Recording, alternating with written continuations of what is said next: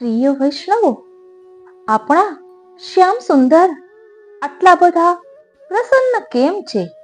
શા માટે નૃત્ય કરી રહ્યા છે? આટલા બધા આનંદિત કેમ છે? શું આપ જાણો છો? આપના મનમાં પ્રશ્ન થાય છે તો ખૂબ જ આનંદ આવશે. અહીં એક ભગવદીય જવાબ આપે છે કે હવે આ બધા વૈષ્ણવો જે મન આતુરી પરિવાર સાથે જોડાયેલા છે ને, એ મન આતુરી પરિવાર હવે સકામ ભક્તિથી નિષ્કામ ભક્તિ તરફ વળી રહ્યો છે.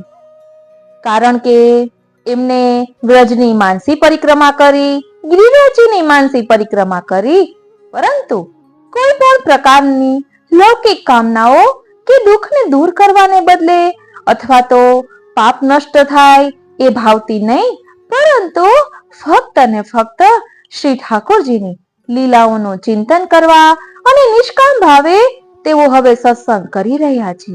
એટલે પ્રભુ આવા પ્રસન્ન છે.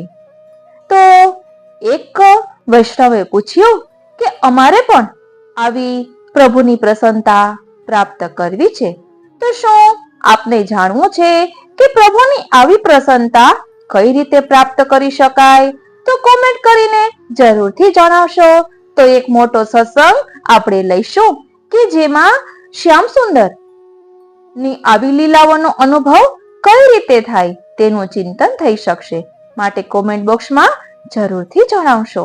પ્રભુની પ્રસન્નતાનો અનુભવ કરવા અને લીલાઓનો અનુભવ કરવા. કારણ કે અહીં શ્યામ સુંદર નૃત્યમાં મગ્ન છે. કેમ કે હવે એમના ભક્તો માગવા નથી આવ્યા, પરંતુ લીલાનો આનંદ માણવા આવ્યા છે. પ્રભુ માટે હોય ત્યાં પ્રભુના પગલા સ્થિર ન હોય. નૃત્ય એ પ્રભુનો પ્રત્યક્ષ સંતોષ છે, જ્યાં ન તો દુઃખ ટાળવાનું ધ્યેય છે, ન તો પુણ્ય કાપવાનું. માત્ર એક જ છે, હે નટવર નાગર, તારો અનુભવ થાય તો રંગે અમને તારા રંગે. આ વ્રજ ભક્તો જ્યારે વ્રજની માનસી પરિક્રમા કરે ત્યારે દશેય દિશામાં શ્રીનાથજીના ઘુંઘરોનો ઝણકાર સંભળાય છે.